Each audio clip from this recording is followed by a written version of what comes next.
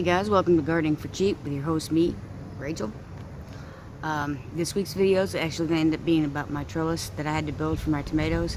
I know I was going to do the oyas for irrigation, but I had to put that off to next week because my potatoes were getting a little My tomatoes were getting a little unruly. So I figured I'd better hurry up and get off my hiney and build it, and I figured I'd videotape some of it for you. And since it's just me, I can't really videotape me doing it. I go in stages, evidently.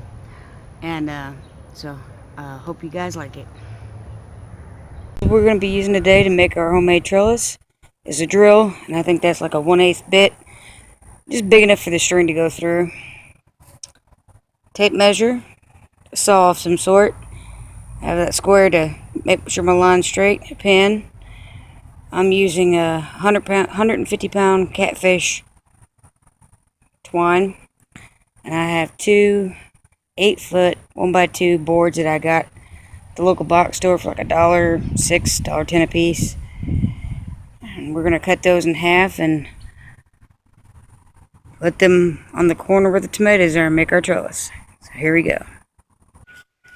Okay, now that I've got the boards cut, I'm gonna measure. I was gonna measure about every foot, but I think I'm gonna do every 6 inches and drill a hole. And I'll probably put the boards on top of each other and just drill them all at the same time. That way I know they're even. Oh, well, here we go. Alright, I've got 2 of the boards done. It's taking a little longer than I thought, but they all line up. And I think on this one end, I'm going to put 2 small holes to, pre-drill for my screws that are going to go into the side of the garden bed. And we'll need 2, 4, 6, 8 screws total. That was something on the list that I forgot to put in there. But, yeah, I'm definitely putting it in there now, or I won't get it onto the garden bed, will I? Alright, well, I'm going to finish drilling out the other holes, and we'll be right back. Alright. I'm not sure how well it's coming in, because my battery's about dead. But the holes are pre-drilled, and I'm going to put this camera on the charger while I screw it to the garden bed. We'll be back when I restring it. Alright, so I got them screwed, attached to the garden bed, but if you can see what I'm seeing, the tops are starting to sway in, especially as I'm putting the string through.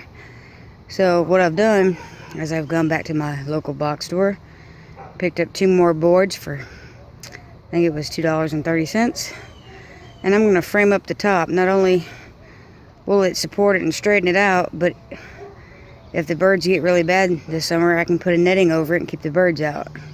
So it'll be a twofer. So well worth $2 extra. Alright, I'll be right back after I start screwing at the top and let you see what it looks like. Okay, I got the frame built and screwed together. Probably should have cut those boards just a little shorter. I was thinking they were about 4 feet exactly, but I forgot that down here at the bottom, I didn't quite put it at the edge of the bed, so it's not quite 4 feet right there. So I ended up having to cut some off. It may not be the prettiest, but it'll definitely serve its purpose. And I can always take it down or move it if I go to rotate my crops. So it's a win-win. Alright, next step is to finish winding the string through the holes that I drilled yesterday. And after I get that done, we'll be back. Alright, I don't know if you can see that or not, but I have the wire. Actually, it's like a heavy-duty string that's kind of wax-coated, which is what I recommend, because running it through those holes in that wood can start to fray it if it's not waxed, and it'll just last longer. But you see my little owl up there? I mounted him.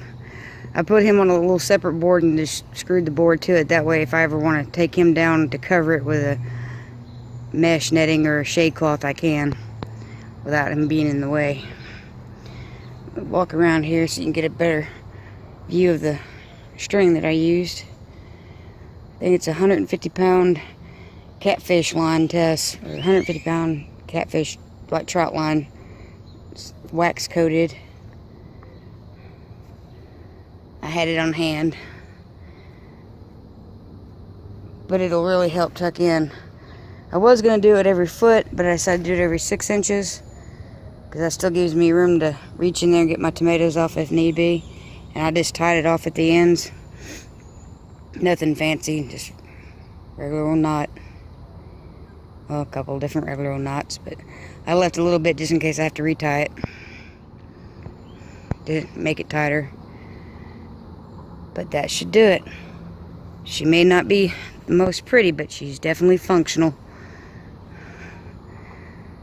And just think, if I can do that with no skills, what you can do with some skills. Because it doesn't have to look good, it just has to serve a purpose, do its function. But I'm pretty proud. And I'm pretty amazed on how big these tomato plants are, considering that I planted them April 1st. Alright, there you go. Yeah, so that's how I put my trellis together and have my little owl on top.